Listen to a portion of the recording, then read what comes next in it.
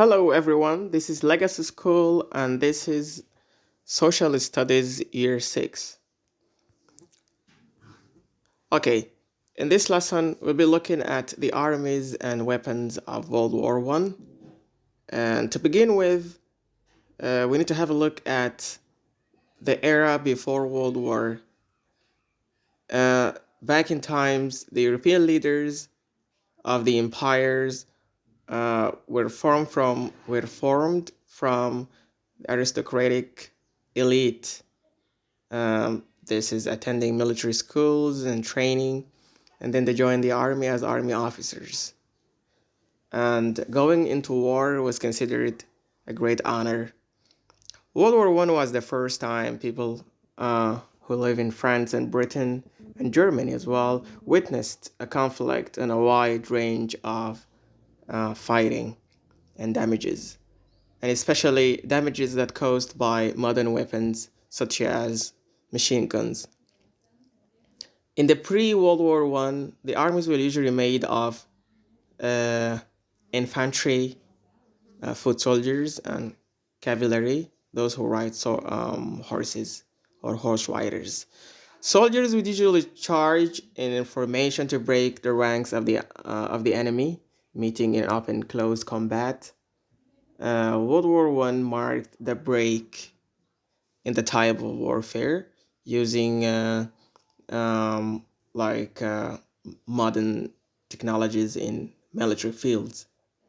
And military commanders also had to adapt a transition from traditional combat positions into a more modern one. Also, the shift should include using machine power instead of human or animal power. Okay, let's have a look at the kind of weapons that are used, and we start by machine guns. Instead of rifles that need to be reloaded and perhaps it take time, soldiers start using machine guns and allowed to shoot hundreds of bullets.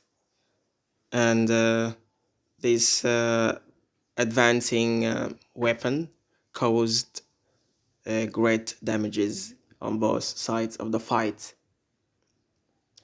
and they were part of the artillery fire. Okay, tanks. This is heavy armored machine inspired by a farmer's tractor in Britain, and it was the major factor that break the German lines. Okay, poison gas. World War One was the first time chemical warfare was used. They were using gas like chlorine gas and mustard gas. These gases are very deadly and can cause uh, many diseases and blindness or blind, and can cause also death. Barbed wires, they were used in USA to control farms, in the farms to control cattle and animals, but also used as a military um, tactical weapon to impede the advancement of infantry or the movement of soldiers. Air forces. First time skies were the battlefield, and airplanes were used in 1903, and the first planes were mostly for reconnaissance, to take pictures of enemy and positions, and to gain intelligence about the movements of the enemy, like for the purpose of surveillance.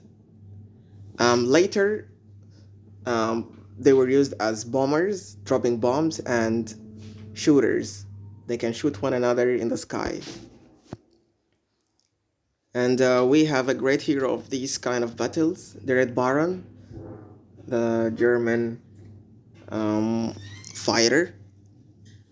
Submarine, submarine warfare. These are underwater vessels used widely in World War One, and They were the main reason why USA entered the war. And Germany had the best technology of submarines at that time. Let's have a look at the Allies, the Triple Entente.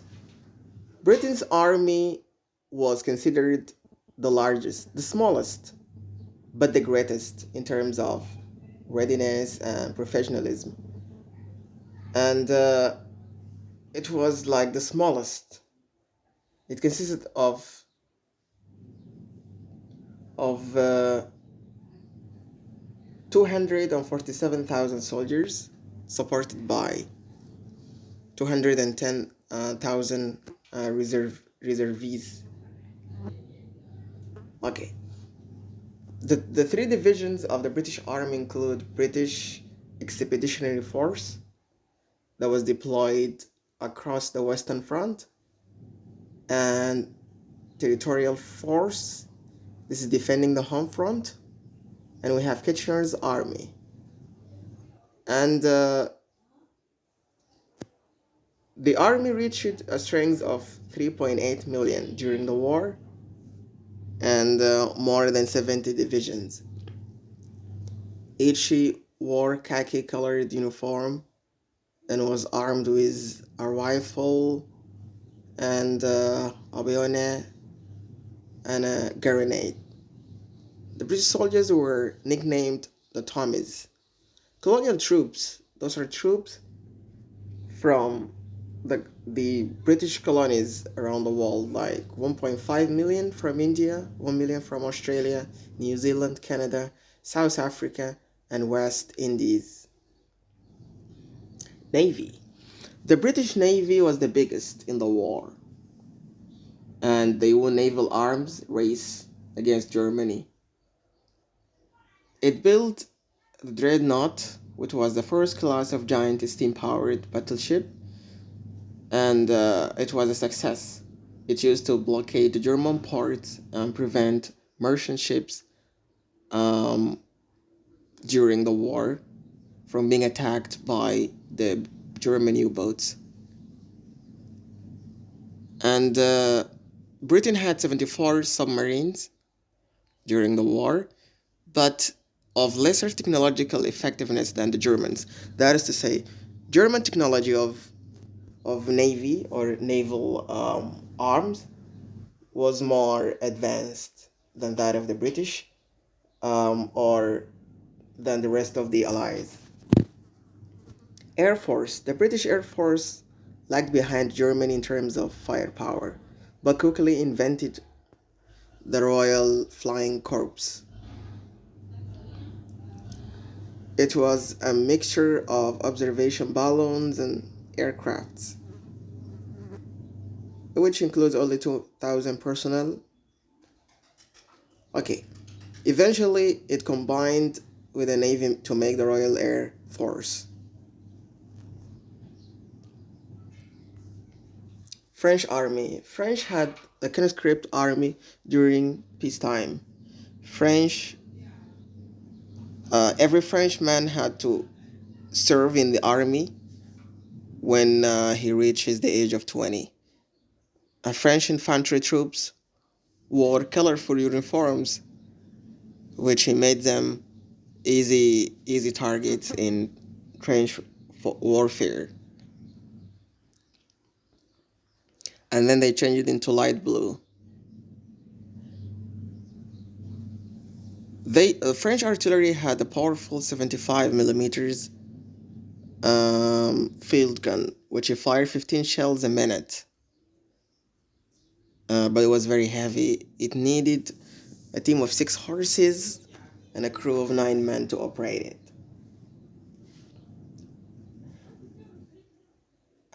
At In 1918, France had called up some 8.8 million men to serve.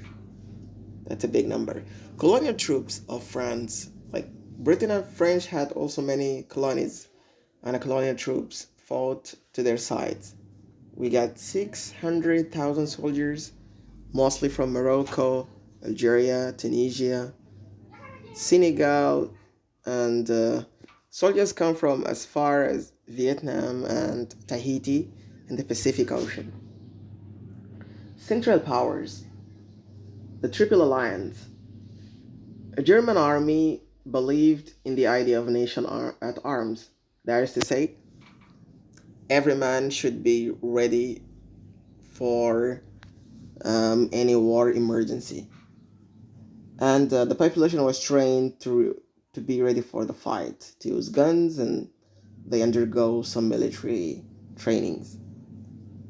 And it had the biggest army of 4 million soldiers and reservists. Each man carried a rifle, a bayonet, and a long stick grenade, nicknamed potato mashers.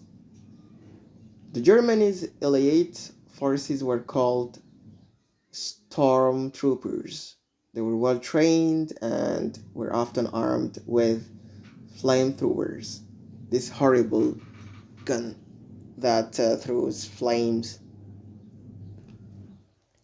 The German howitzers, these were the really big guns that were used in the fight, and they were able to destroy the lines of the Allies, firing balls that weighed 900 kilograms, and was able to destroy the walls of French forts.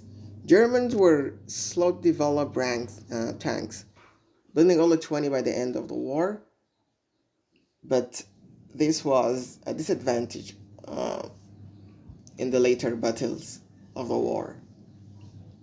Navy.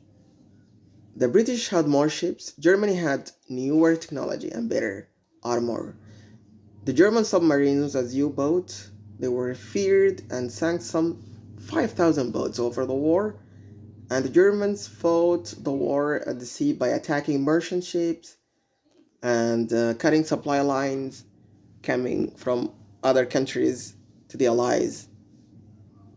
And the sank of the civilian Lusitania liner in 1915, killing more than 1,000 passengers, almost considered the reason why USA was dragged into the war. Air power. Zeppelins were the Germans' feared balloon ships that fly over cities and drop bombs, and Zeppelins launched for the first raid in 1914 in the Belgian city of Antwerp, damaging buildings and destroying facilities. The Germans developed air force more quickly than the Allies, and they were very famous for their successful fighter pilot, the Red Baron. Austro-Hungarian Army. This was a conscript force like Germany, 2 million men, and they come from different countries within the empire. Cavalry units and all hands wore blue jackets and red breeches, often with tall caps, and they had to adapt the fighting on the boat on foot in the war. They were not well trained in like foot fighting or fighting on foot. Others, others nations involving in the war later. We have Italy, supposed to be in the in the German side, but they remain neutral until the end. They entered the side on the side of the Allies, and they attacked Austria-Hungary and the Alps mountains. They suffered major defeats after they reinforced by British and French troops. USA remained neutral, but dragged the war in 1970s after Germany said it would continue to blockade the sink ships carrying goods to UK, many of which were Americans. So many of the ships or supply ships coming to UK were American, and Germany actually sank most of these ships. That's why USA entered the war to protect its interests. Australia and New Zealand, they were known as the Anzac forces or troops. They fight alongside the Allies. The Ottomans empire was in a decline. They were not successful and they were not as strong as the rest of the countries. The Allied forces underestimated their power.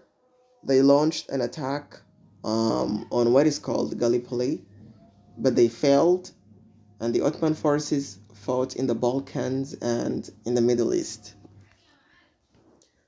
That is the end of um, our lesson. Thank you.